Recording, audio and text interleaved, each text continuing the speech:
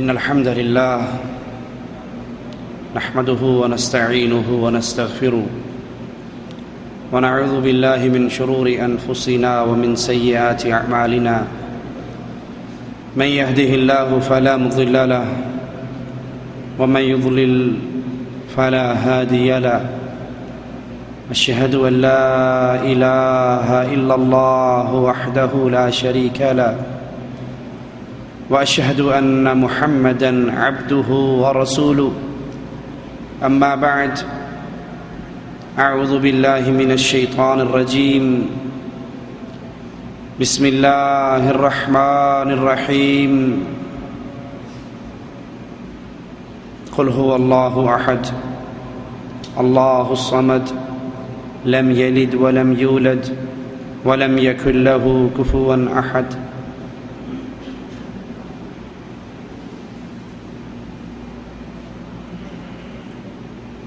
ہماری یہ زندگی جو اللہ مالک کی طرف سے دی ہوئی پہلی اور آخری مہلت ہے، ہر گزرتے ہوئے لمحے کے ساتھ اپنے اختتام کی طرف جا رہی ہے۔ ہر ڈوبنے والا سورج مجھے اور آپ کو قبر کے مزید قریب کر رہا ہے۔ خوش نصیب ہے وہ انسان جس کے سفر کا اختتام اللہ کی جنت پر ہو۔ اللہ سے دعا ہے وہ اپنی رحمت سے ہم سب کو اہل جنت میں شامل فرمائے، اور بد نصیب ہے وہ انسان جو بے بہا مواقع ملنے کے باوجود اپنی جان کو جہنم کی دہکتی ہوئی آگ سے نہ بچا سکے۔ یہ رمضان کا مبارک مہینہ ایک بڑا عظیم موقع ہے آپ کے لیے اور ہمارے لیے کہ ہم اللہ کی رحمت سے اپنی جانوں کو جہنم کے کڑوں سے آزاد کروا لیں۔ رسول اللہ صلی اللہ علیہ وسلم نے فرمایا، بد نصیب ہے، خاک آلود ہو اس کا ناک جو رمضان کے مہینے کو پائے لیکن اپنے گناہوں کو معاف نہ کروا سکے، اللہ کی جنت میں داخل نہ ہو سکے۔ رمضان کا یہ مہینہ جس کے اندر مالک عز و جل چھوٹے چھوٹے عملوں سے انسانوں کی زندگیوں کے بڑے بڑے گناہوں کو معاف کر دیتا ہے۔ رمضان کا یہ مہینہ جس کی ہر رات میں اللہ عز و جل اپنے بندوں کی گردنوں کو جہنم کے کڑوں سے آزاد کر دیتا ہے۔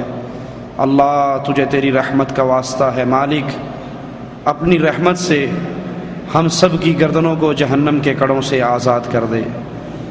رمضان کا یہ مہینہ جس کے اندر نیکیاں کمانے کا اتنا موقع ہے کہ رسول اللہ صلی اللہ علیہ وسلم فرماتے ہیں، اس ماہ کے اندر جو انسان روزہ رکھ لے ایمان کی حالت میں ثواب کی امید پر، اللہ عز و جل اس کی زندگی کے گناہوں کو معاف فرما دیتا ہے۔ رسول اللہ صلی اللہ علیہ وسلم فرماتے ہیں، جو انسان اس مہینے میں رات کو قیام کر لے، تراویح پڑھ لے، تو اللہ عز و جل اس کی زندگی کے گناہوں کو معاف کر دیتے ہیں۔ اگر اس نے یہ نماز حالت ایمان میں پڑھی ہے، ثواب کی امید سے پڑھی ہے، رسول اللہ صلی اللہ علیہ وسلم فرماتے ہیں، کوئی شخص شب قدر کو جاگ لے، عبادت کر لے اللہ عز و جل کی، تو ایک رات کی عبادت سے اللہ مالک اس کی زندگی بھر کے گناہوں کو معاف کر دیتا ہے۔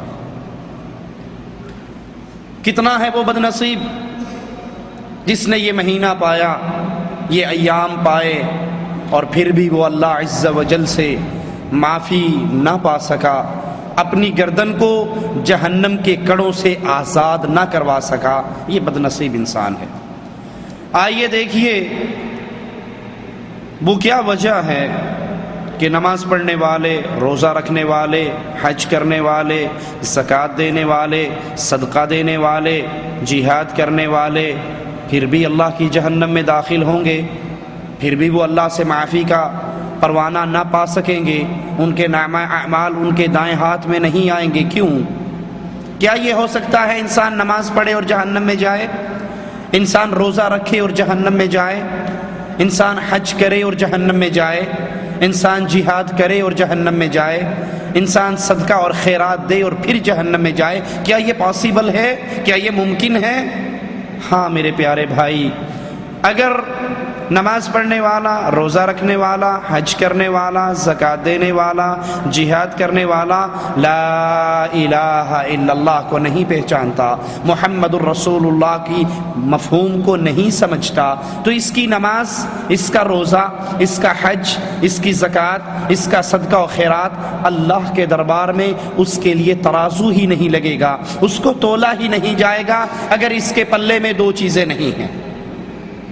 اس بات کو دوسرے لفظوں میں یوں سمجھ لیجئے، آپ جو یہ روزہ رکھ رہے ہیں، آپ حج کر رہے ہیں، آپ زکوٰۃ دے رہے ہیں، آپ جہاد کر رہے ہیں، آپ نمازیں پڑھ رہے ہیں، یہ ساری نیکیاں اللہ کے دربار میں قبولیت کا شرف کب پائیں گی؟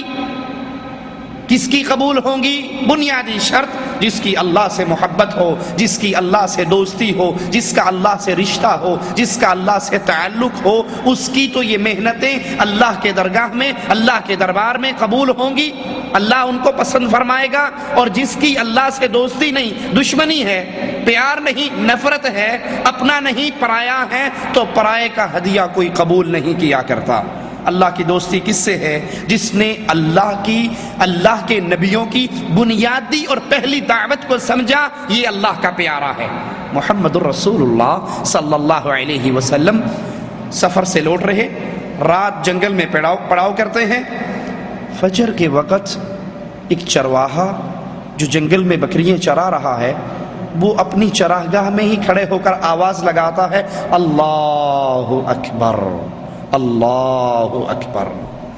رسول اللہ صلی اللہ علیہ وسلم جو ہی اس کی یہ بات سنتے ہیں، آپ کی زبان مبارکہ سے جملہ نکلتا ہے، انت علی الفطرہ، تو فطرت سلیم پر ہے، تو جنگل میں رہ رہا ہے، تنہا ہے، اکیلا ہے، بکریاں چراتا ہے، دودھ پیتا ہے، گزارا کرتا ہے، لیکن تیری زبان سے اللہ کی بڑائی کے جملے نکلے ہیں، تو فطرت سلیم پر ہے۔ وہ کہتا ہے، اشہد ان لا الہ الا اللہ، میں گواہی دیتا ہوں اللہ کے علاوہ کوئی الہ نہیں ہے، کوئی مشکل کشا، حاجت روا، بگڑی بنانے والا، اولاد دینے والا، رزق دینے والا، مصیبتیں ٹالنے والا کوئی نہیں ہے الا اللہ۔ آقا علیہ الصلوۃ والسلام اس کا یہ الفاظ، اس کے یہ جملے سن کر فوراً کہتے ہیں، نجوت من النار، تو لا الہ الا اللہ کا اقرار کر کے اپنی جان کو جہنم کے کڑوں سے آزاد کروا چکا ہے۔ تو یہ نمازیں، یہ روزے، یہ حج، یہ کس کی قبول ہونی ہے؟ جس نے لا الہ الا اللہ کو سمجھا، دعوت توحید کو سمجھا، انبیاء کی لائی ہوئی پہلی دعوت کو قبول کیا، اس پر اپنی زندگی گزاری، اس پہ قائم اور دائم ہوا، اس کی محنتیں قبول ہیں، اس کے روزے قبول ہیں، اس کو نماز مبارک ہو، یہ وضو کر کے 2 رکعتیں نماز بھی پڑھ لیتا ہے، تو امام الانبیاء، امام اعظم فرماتے ہیں، جس نے میرے طریقے پہ وضو کی اور پھر 2 رکعت نماز ادا کی، اللہ عز و جل اس کے گناہوں کو معاف فرما دیتا ہے۔ جس نے توحید کے مفہوم اور معانی کو سمجھا، اور جس نے نماز جاری رکھی، روزہ جاری رکھا، حج جاری رکھا، لیکن یہ نہیں سمجھا کہ توحید کیا ہے، لا الہ الا اللہ کی ڈیمانڈ کیا ہے، اللہ کی وحدانیت کیا ہے، وہ نماز بھی پڑھ رہا ہے اور آذان سے پہلے آواز بھی لگا رہا ہے، الصلاۃ والسلام علیک یا نور من نور اللہ، محمد اللہ کے نور کے ٹکڑے ہیں، ہمارے حضرت علی اللہ کے اندر سے نکلے ہیں، فلاں اللہ میں حلول کرتا ہے اور فلاں اللہ میں فنا ہو جاتا ہے، وہ اللہ کو اس کی ذات اقدس میں تنہا، یکتا، اکیلا نہیں مانتا۔ اب یہ روزے دار ہے، یہ نمازی ہے، یہ پرہیزی ہے، یہ جہادی ہے، یہ صدقاتی اور خیراتی ہے، اللہ کی قسم اس کی کوئی محنت اللہ کے دربار میں قبول نہیں ہونی، کیونکہ اس نے اللہ کی ذات کو ہی نہیں سمجھا، جو اپنی ذات میں اکیلا ہے۔ عیسیٰ اس کا بیٹا نہیں ہے، عزیر اس کا بیٹا نہیں ہے، محمد اس کے نور میں سے نہیں نکلا۔ تکاد السماوات یتفطرن منه وتنشق الارض وتخر الجبال هدا ان دعوا للرحمن ولدا. اب جس نے اللہ کی ذات میں کسی اور کو شریک بنایا، جس نے یہ کہا، وہی جو مستوی عرشدہ خدا ہو کر اتر پڑا مدینے میں مصطفیٰ ہو کر. جس نے یہ کہا بیٹے دی گال نہ کرمائی، مینو الف دی سمجھ نہیں آئی، میم دا برخا پا کے احد احمد دے وچ اتر آئی.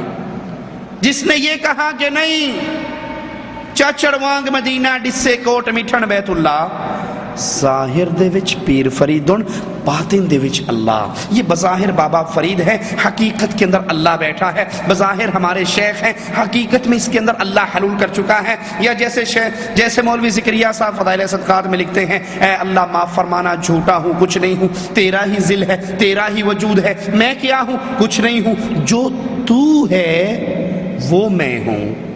لا حول ولا قوت الا باللہ. جس کا یہ عقیدہ ہوا، جس نے اللہ کی توحید ذات کو نہ سمجھا، جس کے بارے میں کفار نے بھی کہا تھا صف لنا ربک، اپنے رب کی صفات تو بیان کیجئے، آپ کا رب کیسا ہے، کس چیز کا ہے. تو مالک عز و جل نے قرآن حکیم کی آیات نازل فرمائی، قل هو اللہ احد، اللہ ایک ہے. لوگوں اس مسئلے کو یاد کر لو، اللہ کی قسم جیسے کفار مکہ کے دور میں اس مسئلے کو یاد کروانے کی ضرورت تھی کہ اللہ کو ایک مانا جائے، عیسیٰ اللہ کا بیٹا نہیں، عزیر اللہ کا بیٹا نہیں، اسی طرح آج پاک و ہند کی گلیوں میں اس آواز کو دوبارہ بلند کرنے کی ضرورت ہے. قل هو اللہ احد، اللہ ایک ہے. لوگوں اللہ دو نہیں ہے، اللہ تین نہیں ہے، اللہ چار نہیں ہے، اللہ پانچ نہیں ہے. آج ہماری دھرتی پہ ایک اللہ کا تصور نہیں، دو اللہ کوئی پوج رہا ہے، کوئی پانچ اللہ پوج رہا ہے. کوئی کہتا ہے لی خمسہ اطفی بہا حر الوبا مصطفیٰ مرتضی وابنیہما والفاطمہ، میری مشکل محمد علی حسن حسین فاطمہ پانچ مل کے پوری کرتے ہیں. کوئی پانچ کو الہ مان رہا ہے، کوئی پنجتن پاک کو پوج رہا ہے، کوئی اللہ اور علی کو الہ کہتا ہے، کوئی اللہ اور رسول اللہ کو الہ کہتا ہے. آج پھر ضرورت ہے اسی بنیادی دعوت کو لے کر کھڑے ہونے کی. لوگوں قل هو اللہ احد، اللہ ایک ہے. کوئی پیر اللہ میں فنا نہیں ہو سکتا، کوئی ولی اللہ میں فنا نہیں ہو سکتا، کوئی شیخ اللہ میں فنا نہیں ہو سکتا. اللہ کسی کے اندر حلول نہیں کرتا.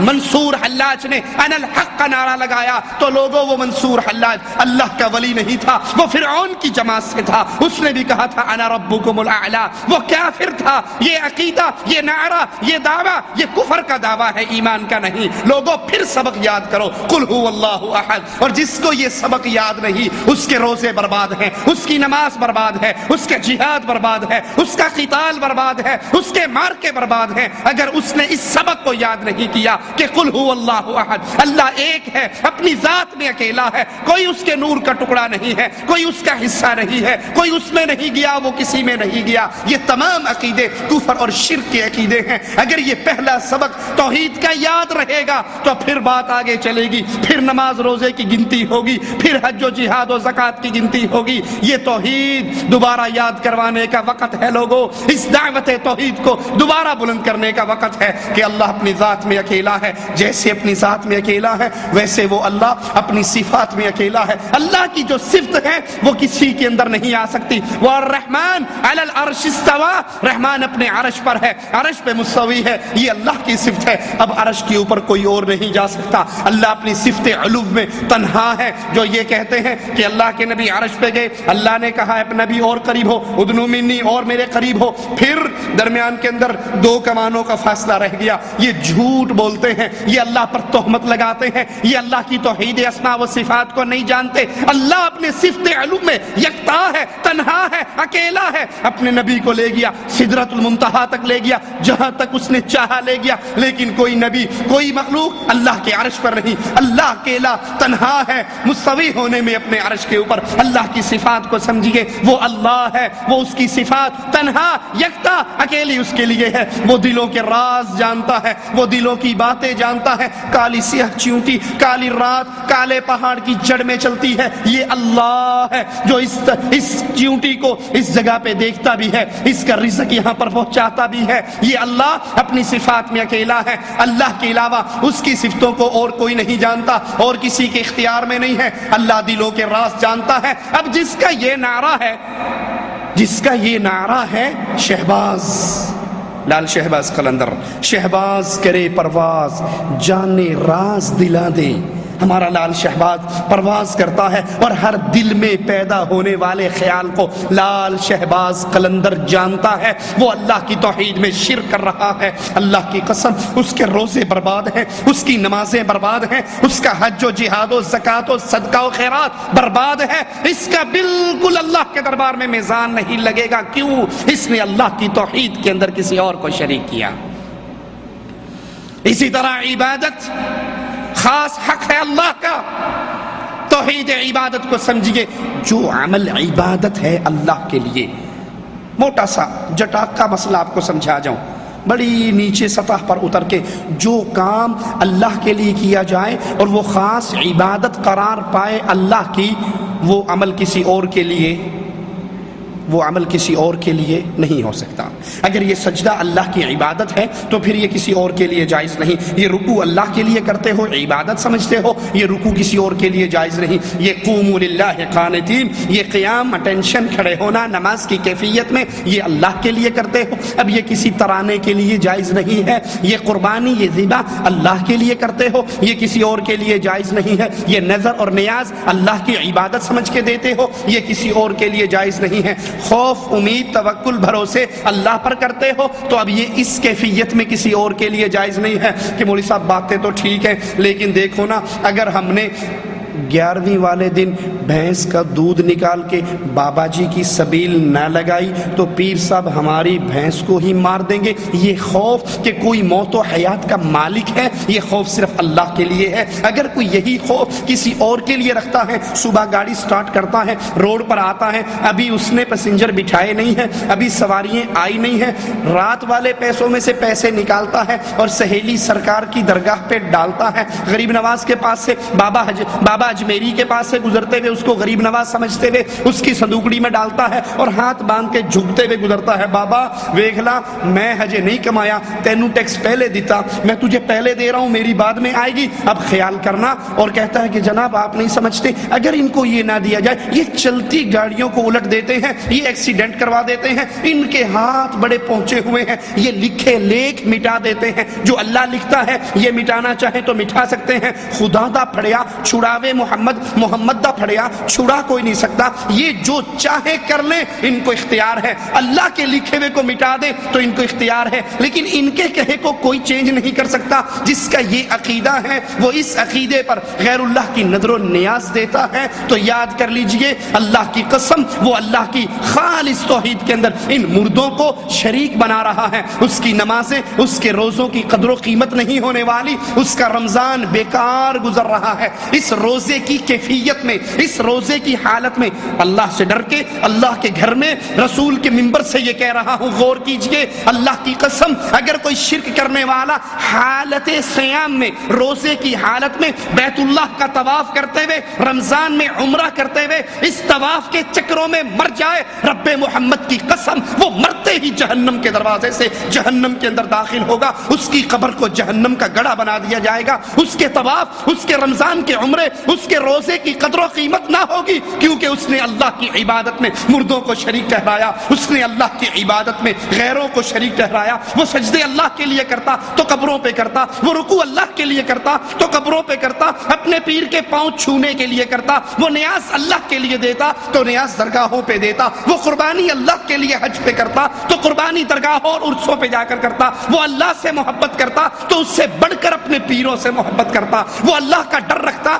تو اس سے بڑھ کر اپنے پیروں کا ڈر رکھتا. اس سے کہو تو نے چوری نہیں کی تو اللہ کی قسم اٹھا، وہ چور ہوگا بھی تب بھی اللہ کی قسم اٹھانے میں ہچکچاہٹ کا اظہار نہیں کرے گا اور جھوٹی قسم اٹھا جائے گا. اسے کو تو نے چوری کی ہے تو آجا پھر بابا جی کے دربار کے دروازے کی کنڈی کھول دے. تو وہ اتنا ڈرتا ہے ان مردوں سے، وہ اتنا ڈرتا ہے ان قبروں سے، وہ اتنا ڈرتا ہے ان ڈھیریوں سے کہ وہ چور نہ ہوتے ہوئے بھی، سچا ہوتے ہوئے بھی پیر کے دروازے کی کنڈی کھولنے کے لیے تیار نہیں ہے. کیوں؟ کیوں؟ وہ سمجھتا ہے ان کا قہر اگر پڑا، ان کی طرف سے اگر ناراضگی ہو گئی تو پھر ہم ملیا میٹ ہو جائیں گے۔ وہ اللہ سے اتنا نہیں ڈرتا جتنا غیروں سے ڈرتا ہے۔ اسے اللہ پر اتنی امید نہیں ہے، اللہ سے اتنی امیدیں نہیں ہیں جتنی اسے بابا دھنکے شاہ کے ڈنڈے کھا کر امید ہے کہ پیر صاحب نے اس دفعہ ڈنڈے نواز شریف کو زیادہ مارے ہیں، بی بی کو زیادہ نہیں مارے، تو وزارت عظمیٰ مجھے ملنے والی ہے۔ اس دفعہ پیر صاحب نے پھونک مار کے جو تعویذ مجھے دیا ہے، جو کالا دھاگا مجھے دیا ہے، جو انگوٹھی اور مندری، جو چھلا اور کڑا مجھے دیا ہے، تو سمجھ لیجئے بس بابے کی ایک پھونک لگنے کی دیر ہے، اب میری ساری مصیبتیں دور ہو جائیں گی۔ اسے اللہ پر وہ امید نہیں جس اللہ نے اسے حکم دیا تھا، وَتَوَكَّلْ عَلَى الْحَيِّ الَّذِي لَا يَمُوتُ۔ بھروسے کرنے ہیں ان ڈھیریوں پہ بھروسے کرنے والوں، ان ہڈیوں پہ بھروسے کرنے والوں، ان مردوں پہ بھروسے کرنے والوں، جن کو استنجے کی طاقت نہ تھی، جن کو غسل کی طاقت نہ تھی، جن کو کپڑے اتارنے کی طاقت نہ تھی، جنہیں کفن میں لپٹنے کی طاقت نہ تھی، جن میں چل کر جانے کی طاقت نہ تھی، قبر میں اترنے کی طاقت نہ تھی۔ تم ان بے بسوں پہ امیدیں کرتے ہو، جو اللہ کو چھوڑ کر ان پر یہ بھروسے اور توکل کرتا ہے، تو رب محمد کی قسم یاد کر لیجئے، یاد کر لیجئے، وہ افطاری سے پہلے مرے، وہ افطاری کے بعد میں مرے، وہ سحری کھا کے مرے، وہ حالت سیام میں مرے، وہ بیت اللہ میں مرے، اگر اس کے عقیدے میں شرک ہے، رب محمد کی قسم اس کی کوئی محنت، اس کی کوئی عبادت، اس کی کوئی چیز اللہ کے دربار میں قوت نہیں پائے گی، وزن نہیں رکھے گی، کیونکہ مالک کا فیصلہ ہے لا یغفر ان یشرک بہ ویغفر ما دون ذلک لمن یشاء۔ میں نے ہر عمل کو، ہر گناہ کو، ہر برائی کو میں معاف کر سکتا ہوں، لیکن ایک جرم ایسا ہے، شرک کا جرم، جس کو میں نے کبھی معاف نہیں کرنا۔ تو روزے داروں، روزے رکھنے والوں، ذرا اپنے گریبانوں میں ہاتھ ڈالو، کہیں تمہارے ماں باپ نے، تمہارے مولویوں نے، تمہارے پیروں نے، تمہارے مشائخ نے تمہارے گلے میں تعویذ لکھ کر تو نہیں ڈالے ہوئے؟ 1 2 4 5 7 11 12 20 30 یہ تعویذ تمہارے گلے میں تو نہیں؟ یا جبرائیل یا میکائیل یا اسرافیل یا اشرف علی تھانوی صاحب کے بہشتی زیور کا تعویذ جس میں فرعون، قارون، حامان، شداد کا بنایا، کہیں وہ گلوں میں تو نہیں، کہیں وہ بازو میں تو نہیں، کہیں وہ گھروں میں تو نہیں؟ اگر ہے تو اس روزے سے پہلے اس کو نکالو، اس نماز سے پہلے اس سے توبہ کرو، کیونکہ حالت شرک ایسی منحوس حالت ہے، اس میں اللہ کے دربار میں کوئی عبادت بھی اوپر نہیں چڑھتی۔ اور جب انسان موحد بن جاتا ہے، جب انسان موحد بن جاتا ہے، اس کی قیمت اتنی بڑھ جاتی ہے۔ امام الانبیاء، امام اعظم محمد رسول اللہ صلی اللہ علیہ وسلم فرماتے ہیں، حشر کا میدان ہوگا، ایک شخص کو لایا جائے گا جس کے گناہوں کے پلڑے میں جہاں تک اس کی نظر جائے گی گناہوں کے رجسٹر بھرے ہوں گے، 70 رجسٹر ہوں گے، ایک رجسٹر کی لمبائی اس کی حد نگاہ تک ہوگی، اور وہ انسان اللہ سے کہے گا اللہ میں مارا گیا، آج تو میرے بہت گناہ میرے نامہ اعمال کے پلڑے میں رکھے ہوئے، مالک کہے گا تیرے ساتھ زیادتی نہیں ہوگی، وہ کہے گا میں جانتا ہوں نیکیوں کا پلڑا خالی ہے، گناہوں کا پلڑا 70 رجسٹروں سے بھرا ہوا ہے، میں آج برباد ہو گیا۔ ایک پرچی نکلے گی، ایک چٹ نکلے گی، ایک چھوٹا سا بطاقہ نکلے گا جس پہ لکھا ہوا ہوگا لا الہ الا اللہ۔ اس کی گردن کٹ جایا کرتی تھی لیکن درگاہوں پہ نہیں جھکتی تھی۔ یہ سبز جھنڈے کو دیکھے، یہ کالی جھنڈی کو دیکھے، یہ عباس کے پنجے کو دیکھے، یہ محرم کی دلدل کو دیکھے، نہ یہ گھوڑوں کے نیچے جھکتا تھا، نہ یہ درگاہوں پہ جھکتا تھا، نہ یہ قبروں پہ جھکتا تھا۔ یہ کسی طاغوت کو دیکھے، کسی پیر کو دیکھے، کسی مجذوب کو دیکھے، کبھی اس کے پاؤں چھونے کے لیے یہ نہیں جھکا تھا۔ یہ اللہ اس الہ کو مانتا تھا، یہ مشکل کشا اسی کو کہتا تھا، حاجت روا اسی کو کہتا تھا۔ اس نے کبھی کسی مردے کو داتا کا نام نہیں دیا، اس نے کبھی کسی مردے کو غریب نواز، بندہ پرور کا لقب نہیں دیا۔ لا الہ الا اللہ، یہ وہ بندہ تھا، اس کے گناہ تو بہت زیادہ ہیں لیکن اس کی نیکیوں میں ایک بڑی عظیم نیکی ہے، اس نے شرک نہیں کیا، نہ ذات میں شرک کرتا، نہ صفات میں شرک کرتا، نہ عبادت میں شرک کرتا۔ فرشتوں، میرے بندے کے گناہوں کو اس توحید کے عقیدے سے تولو۔ امام الانبیاء، امام اعظم فرماتے ہیں میزان کو تولا جائے گا، وہ چھوٹا سا کارڈ، وہ چھوٹا سا بطاقہ، وہ چھوٹی سی پرچی جس پہ سچی توحید کا عقیدہ درج ہوگا، وہ 70 رجسٹروں پر بھاری ہوگا۔ اللہ کے فرشتے اس کو جنت میں داخل کر دیں گے۔ اگر چاہتے ہو ان روزوں کی قیمت لگے، اگر چاہتے ہو ان تراویح کی قیمت لگے، اگر چاہتے ہو ان افطاریوں کی قیمت لگے، تو پہلے اللہ کے لیے رب کی توحید کو سمجھو، اس قرآن کو ترجمے سے پڑھو، نبی کی لائی ہوئی اس بنیادی دعوت جس کے لیے نبی کا ماتھا پھٹا، جس کے لیے نبی کو طائف میں زخمی ہونا پڑا، نبی کی بیٹیوں کو طلاق ملی، نبی کو مکہ چھوڑ کر ہجرت کرنی پڑی، ساری مصیبتیں برداشت کی، لیکن توحید کی دعوت سے ہاتھ نہیں کھینچا۔ افسوس افسوس افسوس ان نام نہاد موحدوں پر جنہوں نے آج لا الہ الا اللہ کی سچی دعوت کو اس لیے چھوڑ دیا۔ مولانا صاحب یہاں پر لا الہ الا اللہ کے مفہوم کو کھول کر بیان نہیں کرنا، کیونکہ یہ الیکشن کا جلسہ ہے، یہ جمہوریت کا جلسہ ہے، ہمارے اس الیکشن میں سارے آئے ہوئے ہیں، ہم ایم این اے اور ایم پی اے کی سیٹ پہ کھڑے ہیں، ہم نے ووٹ لینے ہیں۔ اگر آپ نے کہہ دیا لا الہ الا اللہ کا مطلب یہ ہے اللہ کے علاوہ مشکل کشا کوئی نہیں، حاجت روا کوئی نہیں، غوث اعظم کوئی نہیں، بگڑی بنانے والا کوئی نہیں، بری کرنے والا نہیں، اگر آپ نے یہ کہہ دیا تو سارے لوگ بھاگ جائیں گے، ہمیں ووٹ کوئی نہیں دے گا۔ آج دعوت توحید کو ووٹ کی وجہ سے چھوڑ دو۔ کوئی کہتے ہیں جی آپ کی باتیں تو ٹھیک ہے، لیکن دیکھو نا ہم نے امت میں جوڑ پیدا کرنا ہے، امت میں توڑ پیدا نہیں کرنا۔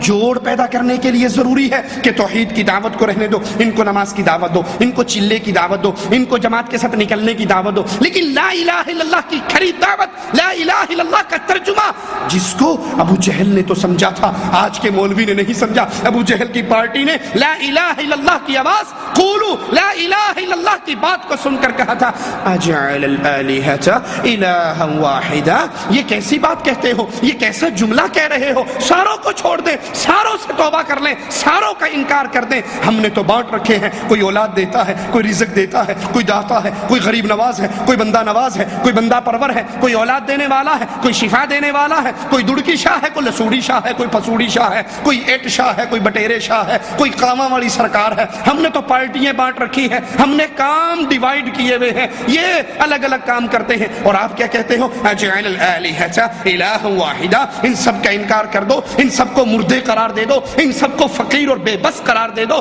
ان کو لاچار اور محتاج قرار دے کر ایک اللہ پر ایمان لے کر آؤ۔ یہ ترجمہ لا الہ الا اللہ کا ابو جہل کی پارٹی سمجھتی تھی، آج اس کو پڑھنے والا، اس کی تسبیحیں پھیرنے والا، ہزار ہزار دانوں کے منکوں پہ الا اللہ کی ضربیں لگانے والا اس لا الہ الا اللہ کے مفہوم کو نہیں سمجھتا، اور جو سمجھتے ہیں وہ اس کو بیان کرنے کی اجازت نہیں دیتے کہ اگر یہ لا الہ الا اللہ، اگر یہ توحید کا نعرہ بلند کیا تو ہمیں ووٹ نہیں ملے گا، اگر یہ توحید کا نعرہ بلند ہوا تو امت میں جوڑ نہیں توڑ پیدا ہو جائے گا۔ میں کہتا ہوں امت کے جوڑ کا غم کرنے والوں، امت کو جوڑو لیکن تھوک سے نہ جوڑو، ایلفی سے جوڑو۔ اگر تم شرک پہ جوڑو گے یہ امت کبھی نہیں جڑے گی، اور اگر اسے لا الہ الا اللہ پر جوڑو گے اس امت میں توڑ کبھی نہیں ہو سکتا، یہ لا الہ الا اللہ کی بنیاد پہ ایسے جڑے گی۔ عبد الرحمن ابن عوف اپنے انصاری بھائی کے گھر آتے ہیں، انصاری بھائی کہتا ہے تو میرا لا الہ الا اللہ کی بنیاد پہ بھائی بنا ہے، اب دیکھ بھائی قربانی کیا دے رہا ہے، یہ میرا مال ہے،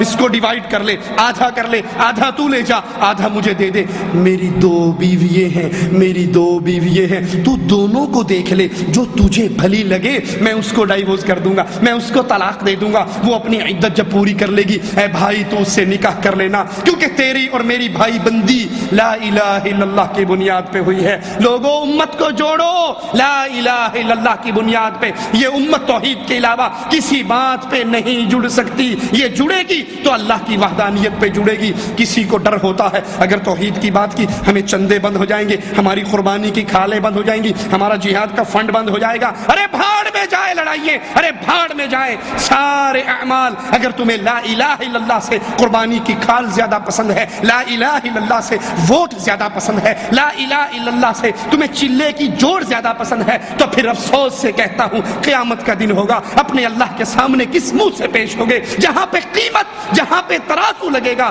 تو بنیاد اس کی لا الہ الا اللہ ہوگی۔ دوسرے نقطے کو یاد کیجئے، اے روزے دارو، اے روزوں کی قیمت پانے کی امیدیں رکھنے والوں، اے بھوک اور پیاس کو اس گرمی کی شدت میں اس لیے برداشت کرنے والوں کہ اللہ اس کے بدلے مجھے جنت دے گا۔ جنت میں باب الریان روزے داروں کے لیے بنا ہے، روزے دار کی منہ اللہ کو کستوری سے زیادہ عزیز ہے، روزے دار کے لیے تو اللہ نے کہا ہے الصوم لی، میرے فرشتوں میرے بندے کے ہر عمل کا بدلہ لکھ لو، لیکن الصوم لی، اس نے روزہ تو میرے لیے رکھا ہے، اس کا بدلہ میں خود اپنے بندے کو دوں گا۔ روزے دار کو دو خوشیاں ملتی ہیں، ایک افطاری کے وقت اور ایک اللہ کی کی ملاقات کے وقت ملے گی۔ اللہ تجھ سے تیری رحمت کا واسطہ کر کے سوال کرتے ہیں، مالک ہمارے گناہوں کو نہ دیکھنا، اپنی رحمت سے ہمارے ان روزوں کو قبول کر لینا۔ اگر روزے قبول کروانا چاہتے ہو دوسری بڑی شرط کی طرف آئیے۔ دوسری شرط کیا ہے کہ آپ نے امام اعظم امام الانبیاء محمد الرسول اللہ صلی اللہ علیہ وسلم کو اپنے دل میں، اپنی زندگی میں، اپنے اعمال میں کیا مقام دیا ہے؟ کیا صرف نبی کا نام آئے اور انگوٹھے چوم کے آپ سائڈ پہ ہو جاتے ہو، یا آپ کی نماز محمدی ہے، آپ کا روزہ محمدی ہے، آپ کا حج محمدی ہے، آپ کا جہاد محمدی ہے، آپ کا صدقہ محمدی ہے، آپ کی طلاق محمدی ہے، آپ کا نکاح محمدی ہے؟ ایک ایک عمل زندگی کا وہ بول کر کہے اگر کسی نے میرا امام دیکھنا ہے، میری نماز دیکھو، میں اپنے امام کی طرح کی نماز پڑھ رہا ہوں۔ کسی نے میرا امام دیکھنا ہے، میرے حج کو دیکھو، میں اپنے امام کے طریقے پہ حج کر رہا ہوں۔ کسی نے میرا امام دیکھنا ہے، میرے نکاح کے طریقے کو دیکھو، میں اپنے امام کے طریقے پہ نکاح کر رہا ہوں۔ کسی نے میرا امام دیکھنا ہے، میری طلاق کو دیکھو، میں اپنے امام کے طریقے پہ طلاق دے رہا ہوں۔ کسی نے میرے امام کو دیکھنا ہے، میرے جسم کو دیکھو، میری زندگی کو دیکھو، میرے عملوں کو دیکھو، میرے سارے عمل بول بول کے بتا رہے ہیں یہ محمدیت کے رنگ میں رنگا ہوا ہے۔ یہ ہر عمل کرنے سے پہلے سوچتا ہے میرے امام، میرے قائد، میرے رہنما، میرے آقا امام الانبیاء امام اعظم محمد الرسول اللہ صلی اللہ علیہ وسلم نے یہ عمل کیسا کیا۔ اگر یہ سوچ میرے اور آپ کے دل میں نہیں ہے،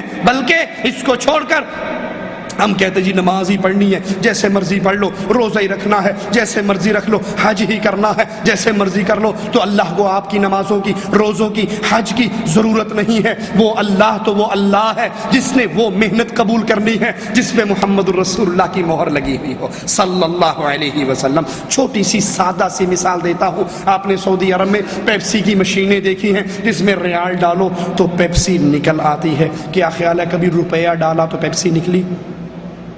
انڈیا کا روپیہ، پاکستان کا روپیہ، بنگلہ دیش کا ٹکا ڈالو تو پیپسی نکلتی ہے؟ کیوں جی نکلتی ہے؟ نہیں نکلتی؟ ٹرائی تو کی تھی نا، ویسے نہیں نکلتی۔ کیوں نہیں نکلتی؟ یہ اس پیپسی کی مشین سے پاکستانی روپیہ، انڈین روپیہ، بنگالی ٹکا ڈالنے سے پیپسی کیوں نہیں نکلتی؟ کبھی غور کیا آپ نے؟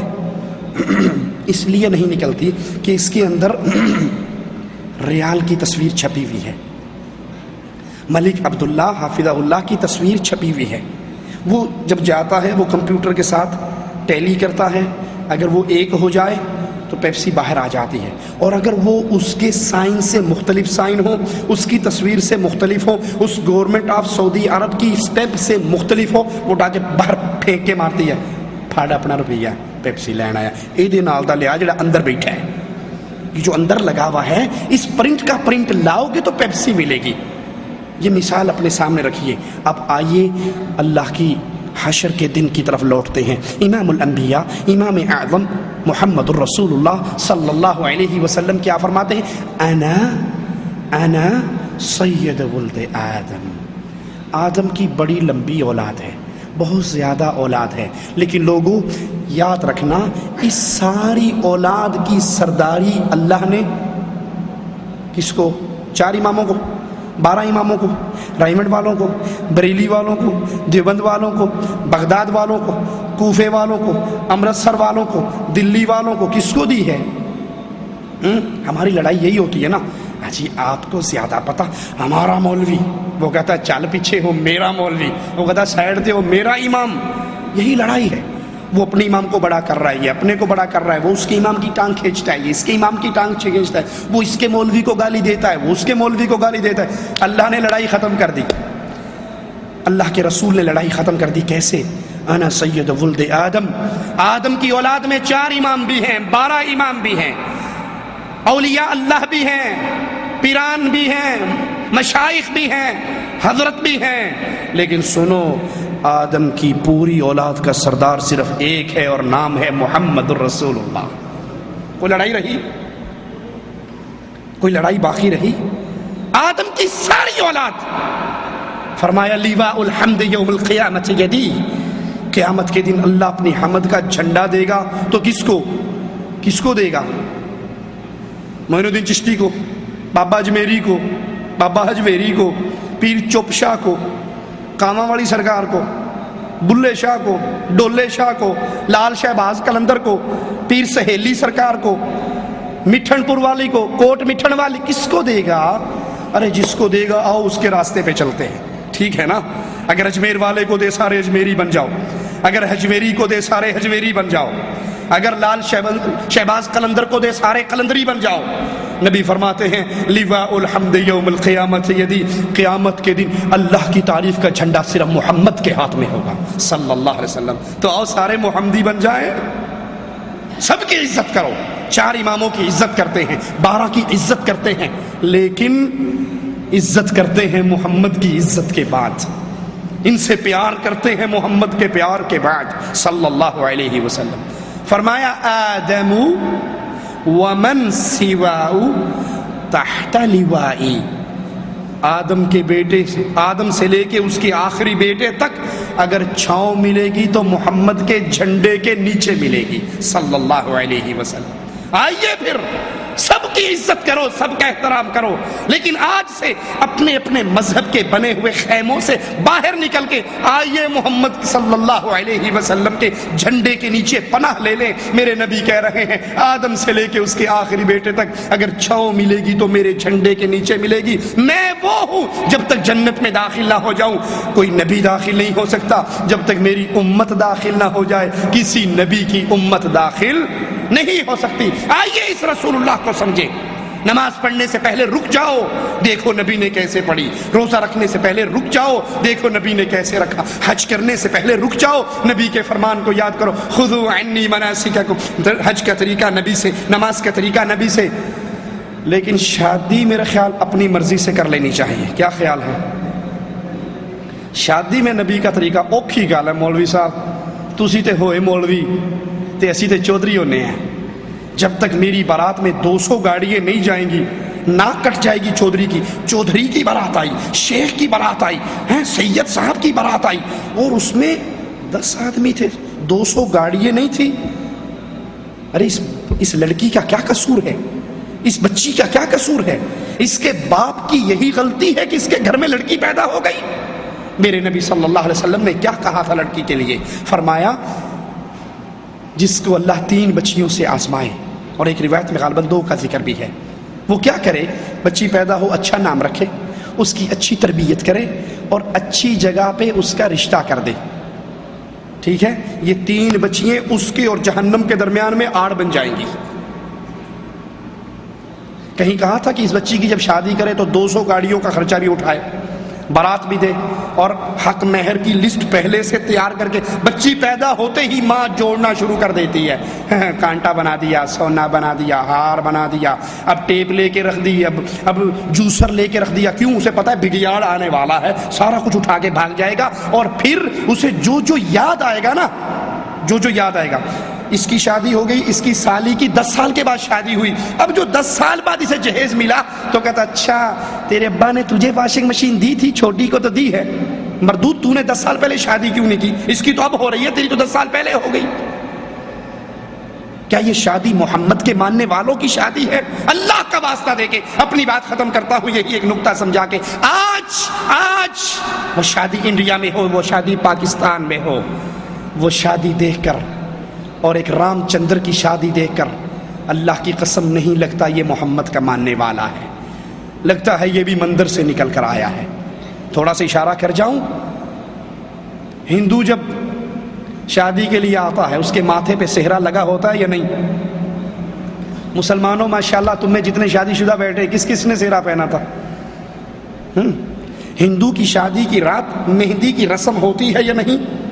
और कितने मुसलमान हैं जिनकी माँ बहनें बेपर्दा होके थालों में मेहंदियों पे मोमबत्तियां सजा के मेहंदी लगाने के लिए जाती हैं। इन्ना लिल्लाहि व इन्ना इलैहि राजिऊन। तेरा मोहम्मद से कोई रिश्ता है सल्लल्लाहु अलैहि वसल्लम? उबटन की रस्म हिंदू के घर में होती है तो कितने हैं जो मुसलमान जिनके घर में यही उबटन की रस्म होती है? शादी होने के लिए, निकाह के लिए आकर बैठ गए, दुल्हा अंदर गया, साली मोहतरमा उसकी जूती चुराती है या नहीं? हिंदू के घर की साली, मैं मुसलमान की साली की बात नहीं कर रहा, अभी हिंदू की बात है।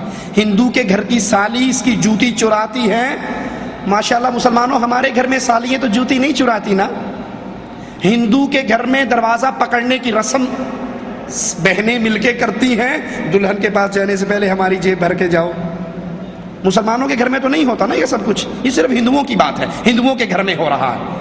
اور شادی جس سے ہوئی ہے وہ تو گھونگھٹ کر کے بیٹھی ہے، جس سے شادی ہوئی ہے وہ نظر نہیں آ رہی، اور اس سے پہلے سالی محترمہ دودھ کا گلاس لے کے اپنے بہنوئی سے اٹکیلیے کر رہی ہے، اس کو کڑوا دودھ پلا رہی ہے، اس کو نمک والا دودھ پلا رہی ہے، اس کو مرچوں والا دودھ پلا رہی ہے۔ جس سے شادی ہوئی وہ تو گھونگھٹ میں بیٹھی ہے، اور یہ تو اس کے لیے موت کا رشتہ لگتا ہے، اور یہ اس سے ہنس رہی ہے، مذاق کر رہی ہے، جوتیاں چرا رہی ہے، کوئی اس کی گود بھرائی کر رہا ہے، کوئی گود میں بیٹھ رہا ہے۔ کیا یہ مسلمان کی شادی ہے؟ ہندو کی شادی پہ لڑکے لڑکیاں اکٹھے ہو کے ڈانس کر رہے ہیں ہندو کی شادی پہ، اور مسلمان کی شادیوں پہ کیا ہوتا ہے؟ اللہ کے لیے سوچئے، اللہ کے لیے سوچئے۔ ہندو اپنی شادی پہ بیویوں سے جہیز مانگتے ہیں، کیوں؟ اس لیے کہ ان کے مذہب میں مرنے کے بعد، باپ کے مرنے کے بعد لڑکیوں کو وراثت نہیں ملتی، جو لینا دینا ہوتا ہے وہ جہیز کے نام پہ ہی دے دیتے ہیں۔ مسلمانوں تمہاری شادیوں میں کیا ہوتا ہے؟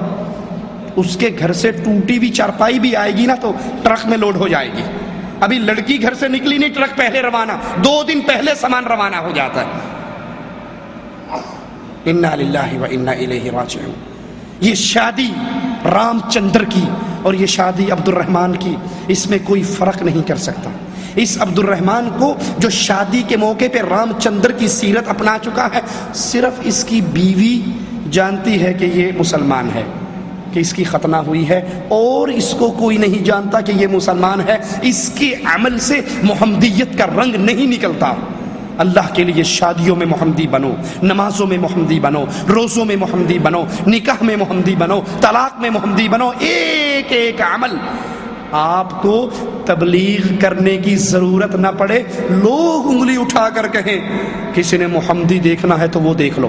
نماز پڑھتے ہوئے محمدی، صرف نماز پہ محمدی نہیں، کاروبار کرتے ہوئے محمدی، نکاح کرتے ہوئے محمدی، معاملات کرتے ہوئے محمدی، امانت لیتے دیتے ہوئے محمدی، ایک ایک عمل میں محمدی یہ ٹپکے۔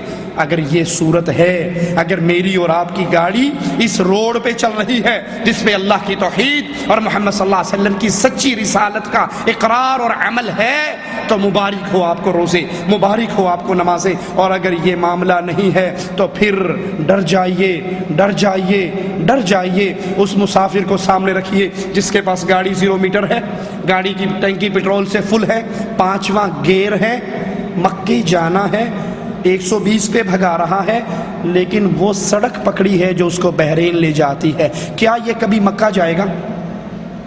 یہ جتنا تیز بھاگے گا منزل سے اتنا دور ہو جائے گا۔ اگر آج میں نے اور آپ نے اس محمدی سڑک کو نہیں سمجھا کہ ہر بندے کی بات جھوٹ ہو سکتی ہے، محمد کی بات جھوٹ نہیں ہو سکتی، ہر بندے کی بات کو ٹھوکر ماری جا سکتی ہے، محمد صلی اللہ علیہ وسلم کی بات کو ٹھوکر نہیں ماری جا سکتی، ہر بندے کی بات کے اندر کوئی نہ کوئی کمی کوتاہی کجی ہو سکتی ہے، صرف ایک ذات، ایک امام، ایک ہستی، ایک ذات ایسی ہے جو جب بولتا ہے وَمَا يَنطِقُ عَنِ الْهَوَىٰ إِنْ هُوَ إِلَّا وَحْيٌ يُوحَىٰ، وہ دین کی بات کرتا ہی تب ہے جب آسمان والا جبرائیل کو بھیج دیتا ہے۔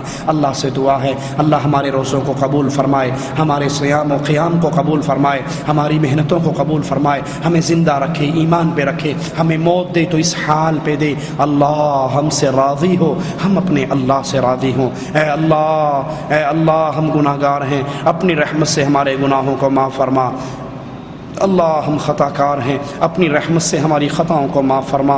اللہ ہمیں جب بھی موت دینا اس حال میں دینا تو ہم سے راضی ہو، ہم تجھ سے راضی ہوں۔ ہمیں اللہ اپنے حبیب محمد کریم صلی اللہ علیہ وسلم کے جھنڈے کے نیچے جگہ دینا، جنت میں ان کا پڑوس عطا فرمانا۔ اللہ جنت کی سب سے پیاری نعمت تیرے پیارے چہرے کا دیدار ہے مولا۔ اللہ ہمیں ان خوش نصیبوں میں شامل فرمانا جو یوم مزید تیرے چہرے کا دیدار کرے۔ اقول قولی هذا واستغفر الله لي ولكم ولسائر المسلمين فاستغفروه انه هو الغفور الرحيم۔ السلام علیکم ورحمۃ اللہ وبرکاتہ۔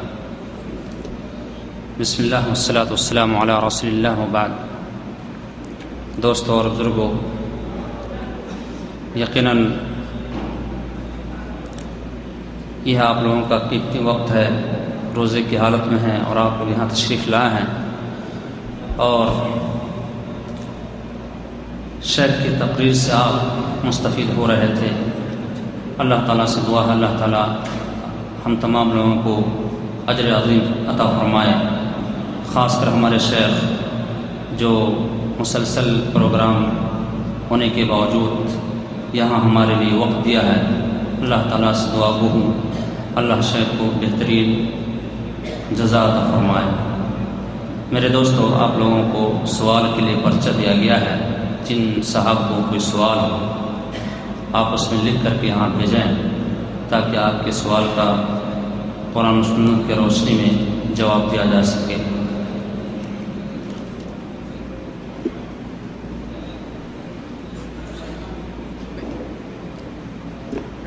بیٹھیے مائک میں ادھر کرا دیتا ہوں شیخ، آرام سے شیخ۔ نہیں نہیں کچھ نہیں، شیخ اتنی دیر کھڑے رہے ویسے میں نہیں ادھر کرا دیں جزاک اللہ، چھوڑ دیجیے، ٹھیک ہے۔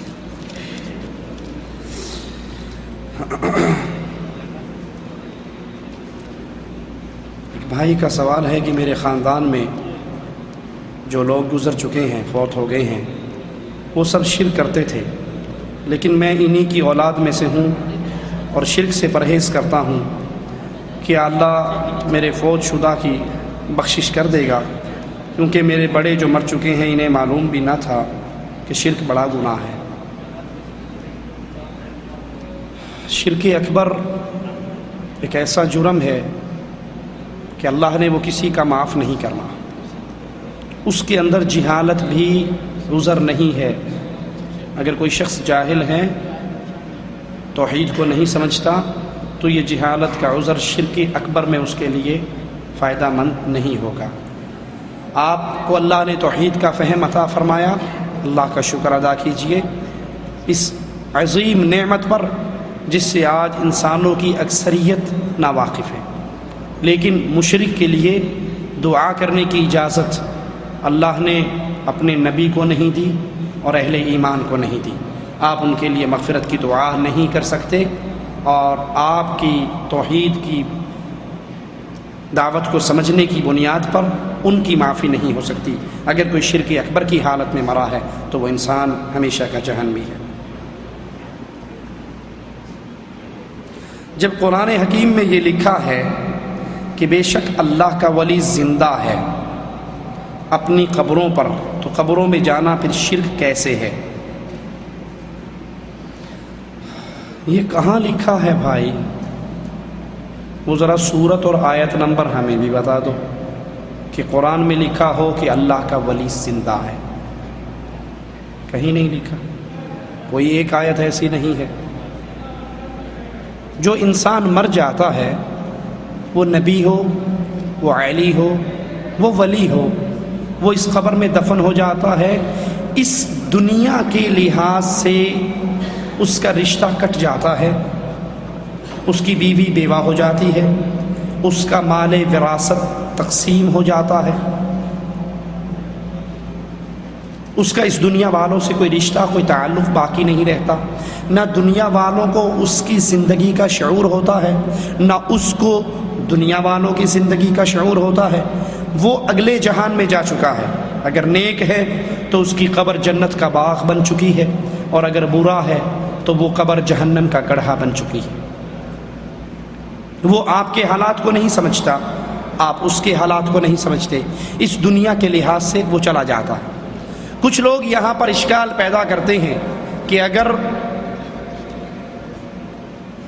مرنے والے کی بیوی بیوہ ہو جاتی ہے اور مال تقسیم ہو جاتا ہے، لیکن رسول اللہ صلی اللہ علیہ وسلم کی بیویوں کو دوسرا نکاح کرنے کی اجازت نہیں تھی اور ان کا مال وراثت بانٹی بھی نہیں گئی، یہ دلیل ہے کہ اللہ کے نبی صلی اللہ علیہ وسلم زندہ ہیں، امت کے حالات کو دیکھ رہے ہیں، سن رہے ہیں۔ تو اس کا جواب سنیے، اللہ کے نبی صلی اللہ علیہ وسلم کی بیویوں کو دوسرے نکاح کی ممانعت کیوں تھی؟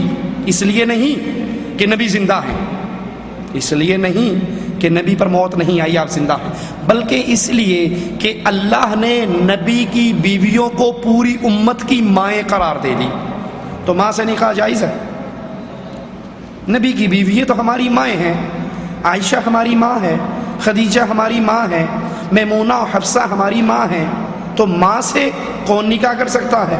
ماں سے نکاح حرام ہے۔ نبی کی بیویوں سے نکاح حرام ہونے کی دلیل یہ نہیں کہ نبی زندہ ہیں، جیسے احمد رضا خان بریلوی ملفوظات احمد رضا میں لکھتے ہیں کہ نبیوں کی بیوییں نعوذ باللہ ثم نعوذ باللہ نقل کفر نباشد، نبی کی بیوییں اپنی قبروں میں زندہ ہیں، نبی اپنی قبروں میں زندہ ہیں، ان کی بیوییں ان قبروں میں پیش کی جاتی ہیں جن سے وہ شباشی کرتے ہیں۔ لا حول ولا قوت الا باللہ، انا للہ و انا الیہ راجعون۔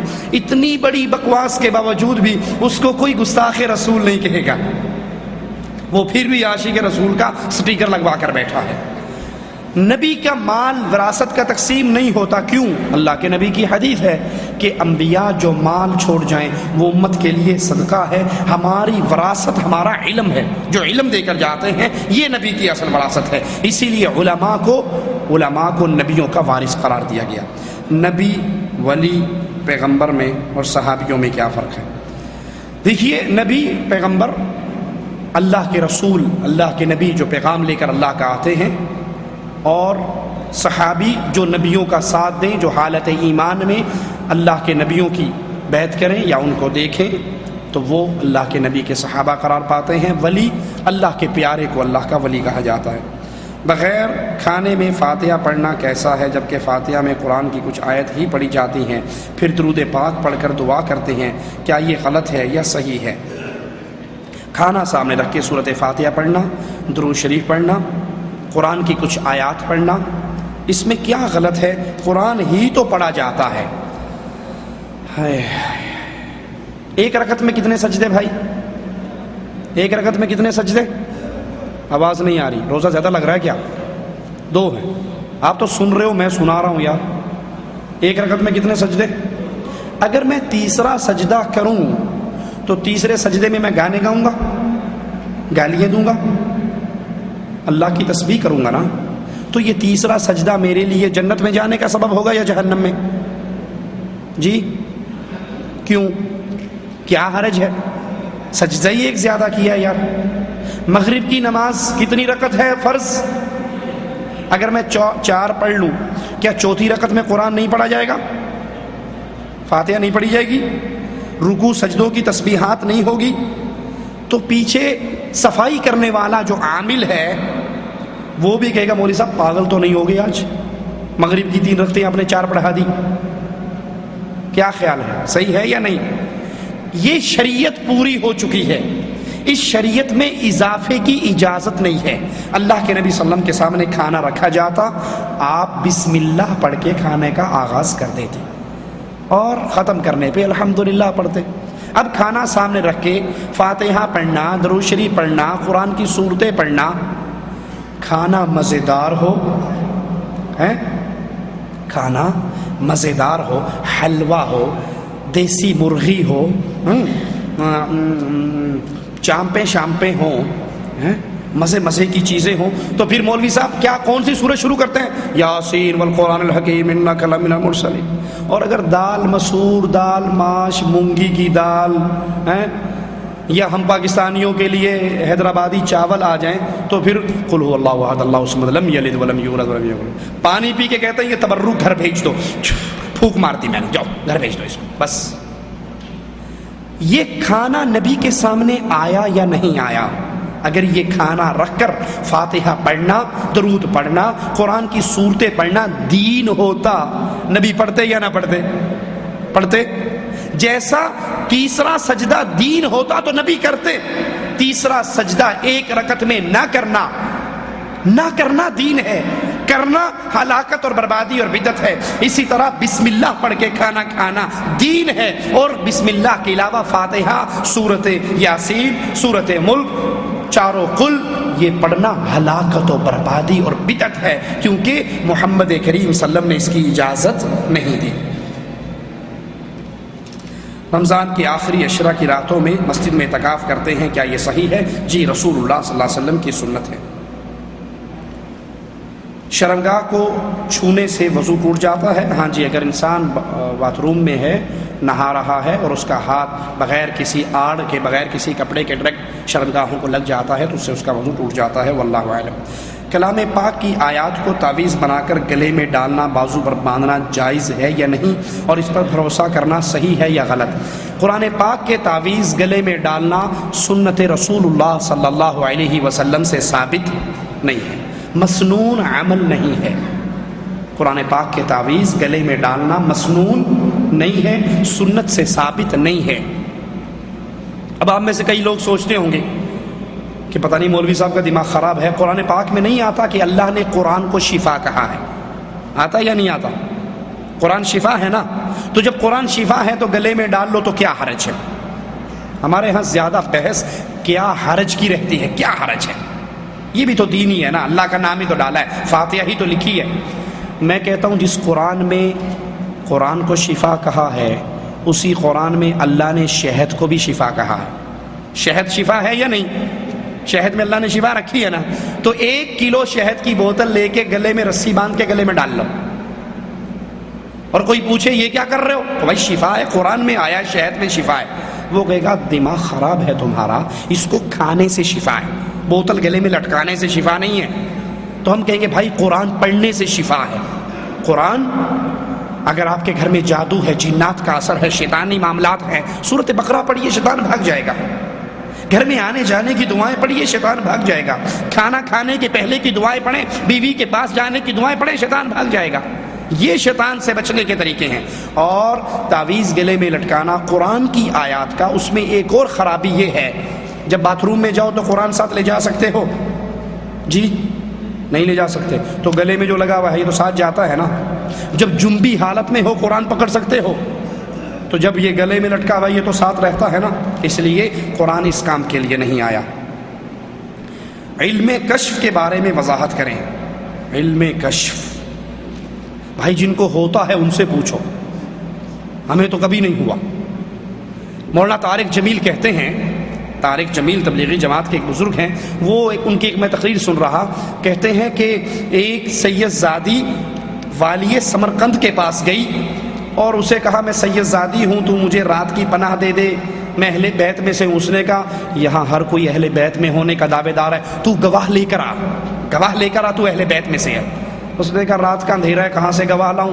کسی نے کہا یہ تجھے کچھ نہیں دے گا، وہ آگ کا پجاری پارسی بیٹھا ہے اس کے پاس چلی جا۔ اس کے پاس گئی، کہا میں رسول کی بیٹی ہوں، مجھے پناہ دے دے۔ اس نے فوراً پناہ دے دی۔ اب یہ رات کو والی سمرقند سویا تو اس نے خواب دیکھا کہ میں جنت میں ہوں، بہت خوبصورت محل ہے، تو اس کے دروازے پر اللہ کے نبی کھڑے ہیں۔ میں نے کہا اللہ کے نبی یہ محل کس کا ہے؟ کہا مسلمان کا۔ میں نے کہا اللہ کے نبی میں بھی مسلمان ہوں۔ کہا تو مسلمان ہے تو گواہ لے کر آ، رات میری بیٹی تیرے پاس آئی تھی پناہ مانگنے کے لیے، تو نے کہا تھا گواہ لے کر آ، اب تو اپنے اسلام پہ گواہ لے کر آ۔ یہ ہڑبڑا کر اٹھا، کہا بہت بڑی غلطی ہوگی، باہر بھاگا، لوگوں سے کہا وہ ایک آئی تھی کہاں گئی؟ کہا وہ اس پارسی کے پاس گئی۔ صبح صبح اس کا دروازہ بجایا اور اس پارسی جب باہر آیا کہنے لگا جو منہ میں آتا ہے مانگ لے، یہ خاندان مجھے واپس کر دے۔ کہا سودا جان کر دیکھ کر کوئی واپس نہیں کرتا، جو خواب تو دیکھ رہا تھا وہی میں دیکھ رہا تھا۔ لائن ملی بھی تھی، بلیوٹوتھ کے ذریعے ادھر بھی رسالہ جا رہا ہے، ادھر بھی۔ یہ انٹرنیٹ اب آیا ہے، ادھر پرانا انٹرنیٹ، طارق جمیل صاحب کا پرانا انٹرنیٹ چلتا ہے۔ کہا وہی خواب جو تو دیکھ رہا تھا سیم وہی خواب میں دیکھ رہا تھا، جب تو ہٹانا پیچھے ہو کر میں آگے آ گیا تو اللہ کے نبی نے کہا تو نے میری بیٹی کو پناہ دی تھی نا، چل یہ تیرا محل ہے، ہیں؟ تو میں رات تک پارسی تھا، اب میں کلمہ پڑھ کے مسلمان ہو گیا، وہ محل مجھے مل گیا ہے۔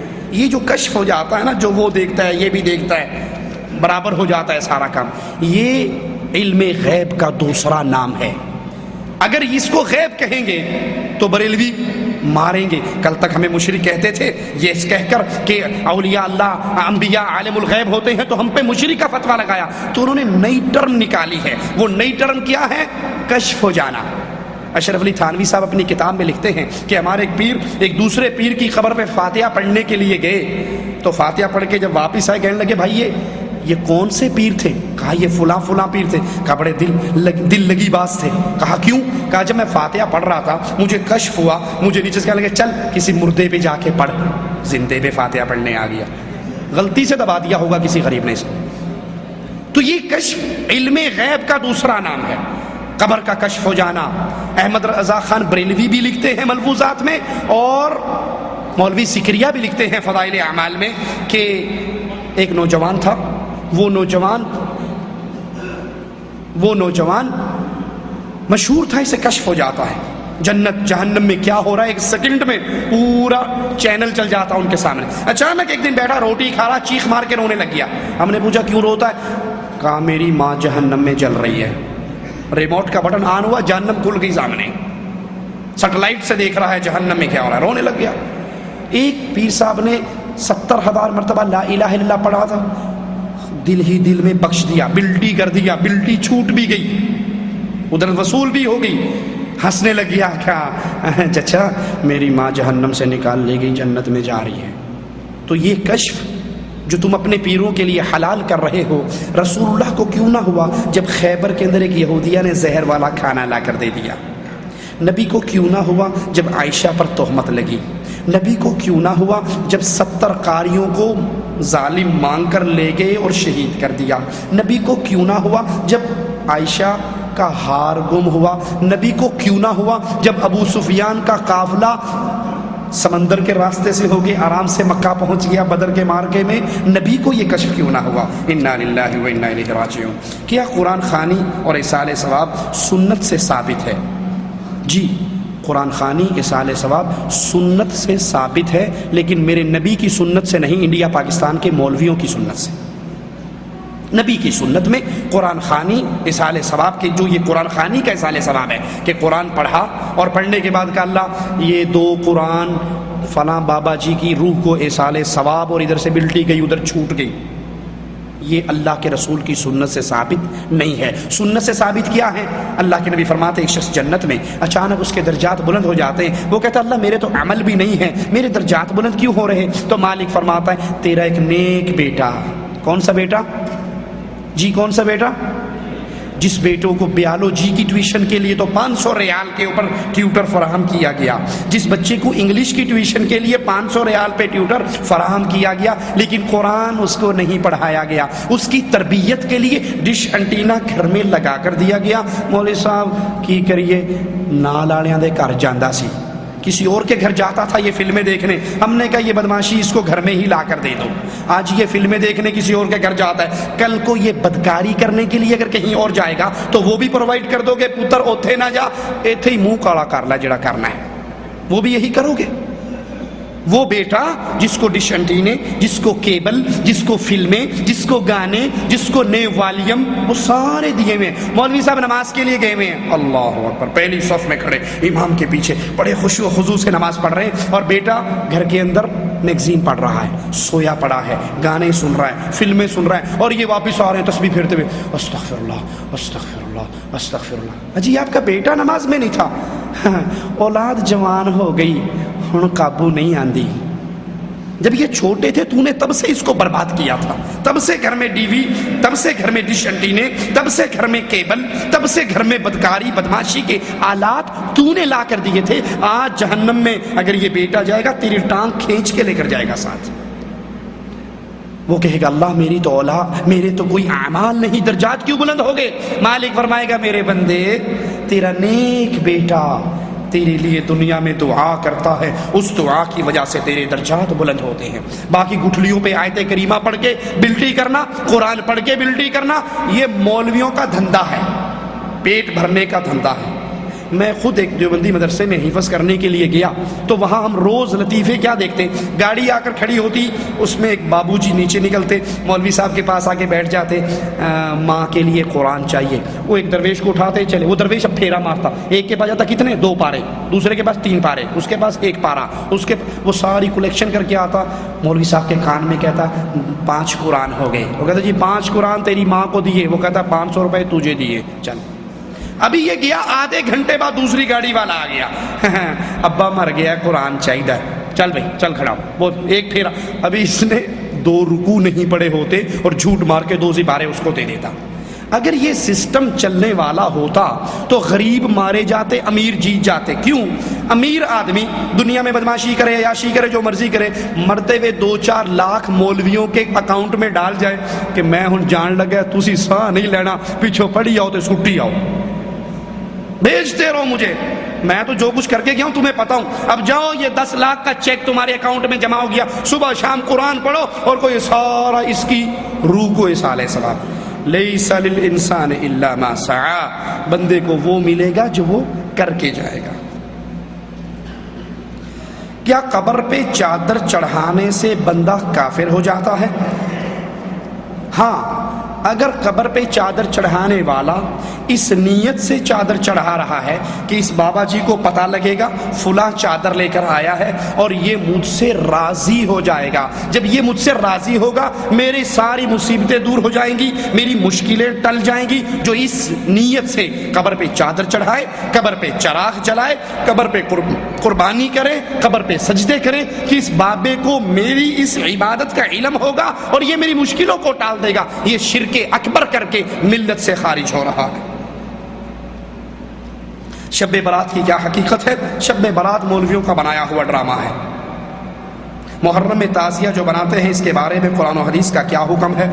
جب قرآن اور حدیث پورا ہوا اس وقت تعزیہ نہیں تھا، جب قرآن و حدیث پورا ہوا الیوم اکملت لکم دینکم کی جب آیت اتری اس وقت تعزیہ، وہ بڑا مشہور ایک لطیفہ ہے، سنی مولوی کا شیعہ مولوی سے مناظرہ تھا ایک بادشاہ کے دربار میں کہ کون سچا ہے کون جھوٹا، تو سنی مولوی نے جوتی اٹھا کے بغل میں دے لی، تو جب سٹیج پہ پہنچا وہ شیعہ کہنے لگا دیکھو اس جاہل کو اتنا نہیں پتا کہ جوتی بغل میں لے کے نہیں آتے وہاں اتارتے ہیں۔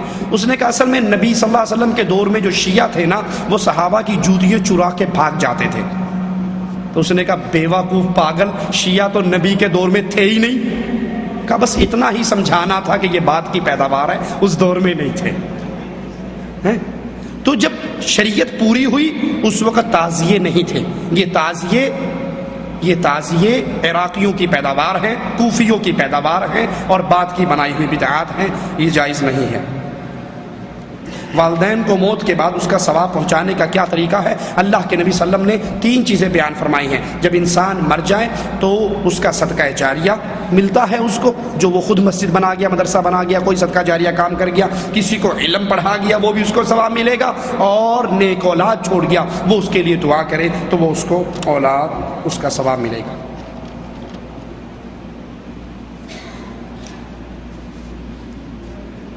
نماز کی نیت یعنی ہاتھ سینے پر باندھیں یا ناف کے نیچے؟ نماز کی نیت تو پہلی بات دل کے اندر ہوتی ہے، زبان سے نیت کرنا بدعت ہے، زبان سے نیت کرنا بدعت ہے۔ نیت ہوتی کہاں ہے؟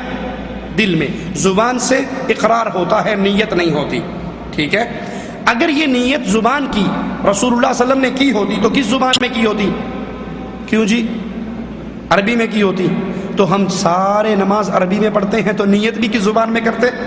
عربی میں۔ اب پٹھان پشتو میں کر رہا ہے، پنجابی میں کر رہا ہے، اردو ہندی والا اپنی زبان میں کر رہا ہے، کیرلا والا اپنی زبان میں کر رہا ہے، تو اتنا ہی سمجھنے کے لیے کافی ہے کہ یہ بعد میں ٹچ لگا ہے، ویلڈ بعد میں ہوا ہے، پہلے ساتھ نہیں تھا، ٹھیک ہے؟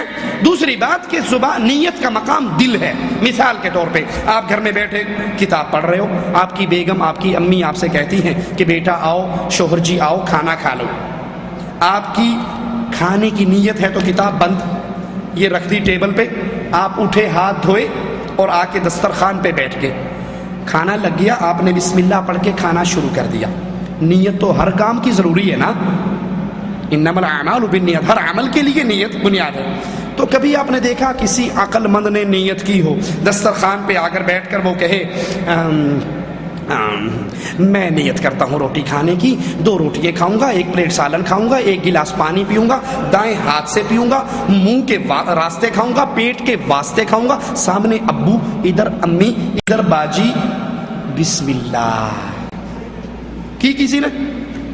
اور اگر کوئی نہ کرے اور اس کو کہ مولوی صاحب نماز میں تو تو نے نیت کرتا ہوں نماز کی، نماز 4 فرض پیچھے امام کے منہ میرا کھانا کعبہ شریف کی طرف، واسطے اللہ تبارک و تعالیٰ کے فرض، اللہ کے اوپر چھت نیچے فرض، ادھر عبد الرحمان ادھر عبداللہ، اگلی صف میں امام پچھلی میں کوئی بھی نہیں، اللہ اکبر، تو نے نماز میں تو کی تھی، کھانے میں کیوں نہیں کی؟ وہ کہے گا مولوی صاحب تیرا دماغ خراب ہے کیا؟ جب میں نے ہاتھ دھوئے تو کیوں دھوئے؟ میں نے کتاب پڑھتے پڑھتے رکھ دی تو کیوں رکھی؟ میں نے کتاب اس لیے رکھی نماز کی، کھانے کی نیت تھی، میں نے ہاتھ دھوئے کھانے کی نیت تھی، چل کے دسترخوان پہ آیا، ٹوائلٹ میں نہیں کیا، کچن میں نہیں کیا، باہر نہیں کیا، دسترخوان پہ آیا، کیوں؟ کھانے کی نیت تھی، اسی کا نام تو نیت ہے۔ ہم کہتے ہیں بھائی مسئلہ ختم ہو گیا، تو نے آذان سن کے اپنا کمرہ لاک کیا، نماز کی نیت تھی، مسواک کیا، نماز کی نیت تھی۔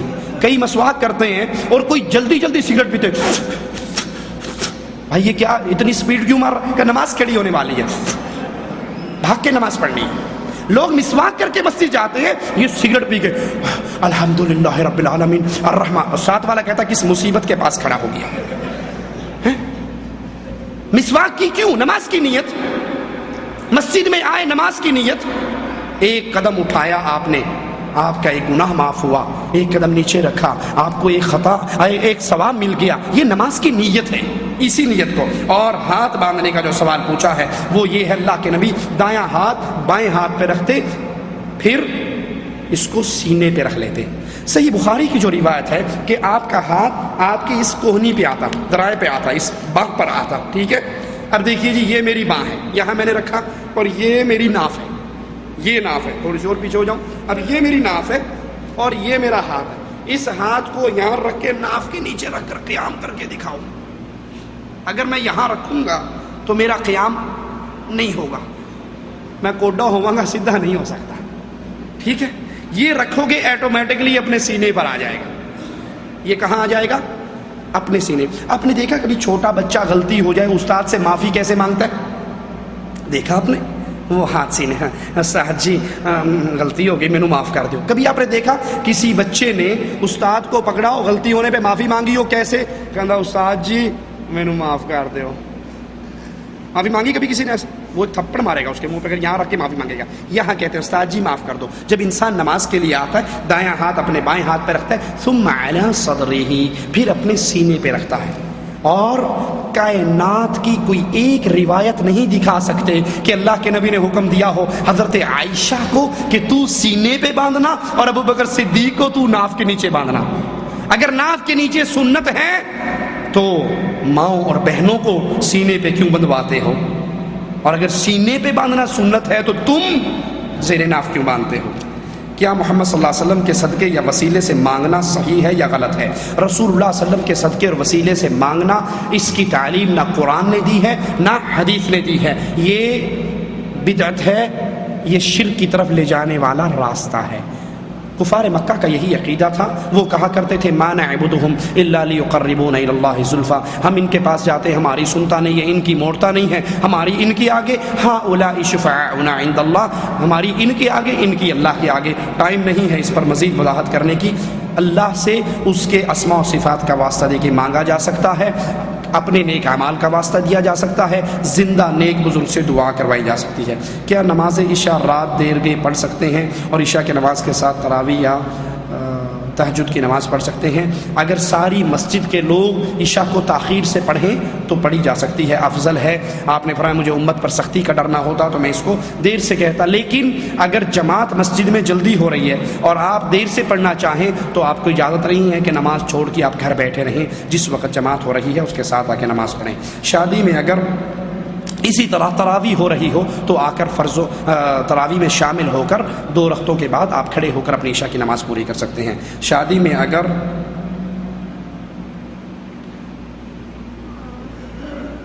یہ شیخ پڑھیے کیا ہے، ہمیں تو سمجھ نہیں آ رہا۔ ایک شخص کہہ رہا ہے کہ تم لوگ مجھ سے دم ہوئی الائچی لے کر کھا لو تو نماز پڑھنے کی ضرورت نہیں، اس آدمی کے لیے کیا کرنا چاہیے؟ دم کی ہوئی الائچی کھا لو، نماز پڑھنے کی ضرورت نہیں، بالکل ٹھیک کہتا ہے، یہ کھا لو کیونکہ یہ جہنم کا داروغہ ہے، خود بھی جائے گا ساتھ بھی لے جائے گا، یہ اکیلا نہیں جائے گا ساتھ مروائے گا۔ اگر نماز سے کسی کو چھٹی ملتی تو اللہ کے نبی صلی اللہ علیہ وسلم وفات والی بیماری میں بار بار کہتے اصلی الناس، لوگوں نے نماز پڑھ لی، مجھے اٹھاؤ بٹھاؤ میں نماز پڑھنے کے لیے جاتا ہوں۔ کیوں علی اور فضل کے کندھوں پہ ہاتھ رکھ کے اپنے پاؤں کے سٹتے ہوئے نبی مسجد میں آئے؟ عمر خطاب رضی اللہ عنہ وارضا زخمی ہو کے گر چکے ہیں، ہوش آتے ہی پہلا سوال کرتے ہیں کیا میری نماز پوری ہو گئی؟ مجھے بٹھاؤ میں اپنی نماز پوری کر لوں۔ جو یہ سمجھے کہ کچھ لوگ ایسے ہیں، ذرا غور سے سننا، غور سے سننا، یہ مسئلہ اکثر درپیش رہتا ہے۔ اگر کسی کا یہ عقیدہ ہو کہ کچھ لوگ ایسے ہیں ہمارے اولیاء، ہمارے بزرگان، جو نماز پڑھنے کے معاملے سے اگے لنگے نہیں ہوں، مرید اور پیر اکٹھے سفر کر رہے نا، نماز کا ٹائم ہوا، مرید نے نماز پڑھی، کہا پیر جی آپ نے نہیں پڑھی، کہنا تسی پڑھیا کرو، ساڈا دل اللہ اللہ اللہ کرتا ہے، سانو نماز دی لوڑ نہیں، اندر ہی اندر نماز پڑھ لینے ہیں۔ روٹی شوٹی کھائی بھی تھی، پیپسی لسی پی بھی تھی، تھوڑی دیر کے بعد کہندا مرید کو لوٹا لے آئی پانی دا، کہندا کیوں، کہندا مینوں حاجت ہوئی ہے، کہندا ایڈی وڈی نماز اندر اندر غائب کر لی تے اینوں بھی اندروں اندروں کر لا، کہندا اے نہیں اندر اندر ہوندی، اینے اگے لا لیا مینوں۔ جو لوگ یہ عقیدہ رکھیں کہ ہمارے اولیاء اور بزرگان اور صوفیاء کرام نماز روزے کے مقام سے آگے گزر چکے ہیں، تو سنیے یہ بندہ کافر ہے، مسلمان نہیں ہے، یہ بندہ کافر ہے، مسلمان نہیں ہے، کیونکہ اللہ کی شریعت میں کسی کو یہ اجازت نہیں کہ وہ شریعت کے دائرے سے باہر نکل سکے۔ سوال کیا تھا آج، اس کی والدہ کا انتقال ہو گیا ہے، اس روز پہلے سے نماز نہیں پڑھ رہی تھی، تو وہاں کے عالم نے کہا کہ ہر نماز کے بدلے کفارہ ہے، کہا کیا کفارہ ہے، کہا 30 ٹکا۔ ہاں تو اس کو ضرورت ہوگی پیسوں کی، بیچارے نے اس کو مانگ لی ہے اتنے۔ ایک سوال ہے کہ ٹوپی پہن کر نماز پڑھنا ضروری ہے؟ دیکھیے اگر کسی کے سر پہ اچھا کپڑا ہے، رومال ہے، پگڑی ہے، عمامہ اصل میں سنت طریقہ ہے، تو وہ اس کو سر پہ رکھے نماز پڑھے، لیکن نماز کی شرط سر ڈھانپنا نہیں ہے۔ رسول اللہ صلی اللہ علیہ وسلم کی حدیث مبارکہ ہے جس کے کندھے ننگے ہوں اس کی نماز نہیں ہوتی۔ اگر سر ننگا کرنے سے نماز میں خلل پڑتا تو اللہ کے نبی کی حدیث یوں ہونی چاہیے تھی، جس کا سر ننگا ہو اس کی نماز نہیں ہوتی۔ ایسی حدیث دنیا کے اندر کوئی بھی نہیں ہے، ٹھیک ہے؟ حدیث کیا ہے؟ جس کا کندھا ننگا ہو اس کی نماز نہیں ہوتی، سر ننگا ہو تو نماز ہو جاتی ہے۔ لیکن ہمارے ہاں الٹی گنگا بہ رہی ہے۔ وہ کیسے؟ آپ چلے جاؤ ان کی مسجدوں میں، نماز شروع کرو بغیر ٹوپی کے، تو وہ پلاسٹک اور کھجور کے چھکو سمجھتے ہیں جو اونٹ کے منہ پہ چڑھتا ہے، وہ چھکو دروازے کے کونے پر پڑے ہوتے ہیں، وہ اٹھاتے ہیں اور اس کا سر پہ زور سے رکھتے ہیں۔ وہاں بھی گستاخ بے ایمان ننگے سر نماز پڑھ رہا ہے۔ ارے بھائی یہ سر ننگا کرنا گستاخی ہوتی تو حرم کے اندر اللہ کے گھر کا حج کرنے والوں کی ساروں کے سر ننگے ہوتے ہیں، ٹنڈ ہوئی بھی ہوتی ہے، تو یہ گستاخی وہاں گستاخی نہیں۔ ایک بات مجھے نہیں سمجھ آئی، شاید آپ سمجھا دیں۔ سر ننگا ہو تو کیا کہتے ہیں؟ کیا کہتے ہیں جی؟ وہابی گستاخ بے ایمان، سر ننگا ہے۔ اور اگر آپ سب کچھ ننگا کر دو، سب کچھ، تو کیا کہیں گے؟ پہنچیاں سرکاراں نے انہوں کچھ نہیں کہنا۔ اعوذ باللہ من الشیطان الرجیم۔ صرف سر ننگا ہوا تو گستاخ، سب کچھ ننگا ہوا رجسٹرڈ ولی، سٹیمپ لگ گئی، اے اولیاء اللہ نے، پہنچیاں سرکاراں نے، اے مجذوب نے، اے بس اللہ نہ لو لگی ہے، انہوں پتہ بھی کوئی نہیں کوئی شے ٹاپنی کہ نہیں ٹاپنی۔ اگر یہ سب کچھ ننگے کرنے سے ولایت ملتی تو منڈی ننگی کرنے سے تھوڑی سی ولایت تو ملنی چاہیے نا۔ یہ الٹا گنگا ہمیں نہیں سمجھ آتی۔ سر ڈھانپنا نماز کے میں ڈھانپ لو تو ٹھیک ہے، نہ ڈھانپو تو یہ شرط نہیں ہے کہ اس کے بغیر نماز نہیں ہوتی۔ قبر میں میت کے ساتھ جائے نماز اور احرام رکھنا جائز ہے یا نہیں؟ اس کے اعمال کا وقت گزر چکا ہے، اب حساب کا وقت ہے، اس کے اعمال کا وقت گزر چکا ہے، اب حساب کا وقت ہے۔ ایسی کوئی روایت ہمارے علم میں نہیں کہ میت کے ساتھ عہد نامہ رکھو، اس کے ساتھ اس کا جائے نماز رکھو، تاکہ فرشتوں کو پتہ نہیں ہوتا نا یہ نمازی یا بے نمازی، وہ جائے نماز دے کے سمجھیں گے نمازی ہے، اور احرام دے کے سمجھیں گے کہ جی واقعی یہ پکی گل ہے، عمرہ بھی کر کے آیا۔ اس کے ساتھ سعودی ایئر لائن کی ٹکٹ بھی رکھ دیا کرو کہ دیکھو یہ کنفرم سیٹ تھی اس کی اور یہ جدے سے ہو کر آیا تھا۔ نماز کے درمیان سجدے میں سبحان رب العالی کے بعد کیا اردو میں دعائیں مانگ سکتے ہیں؟ نہیں، نماز کے اندر عربی میں جو دعائیں ہیں وہی مانگی جا سکتی ہیں۔ سبحانک اللہم بحمدک اشہد لا الہ الا انت استغفرک واتوب الیک۔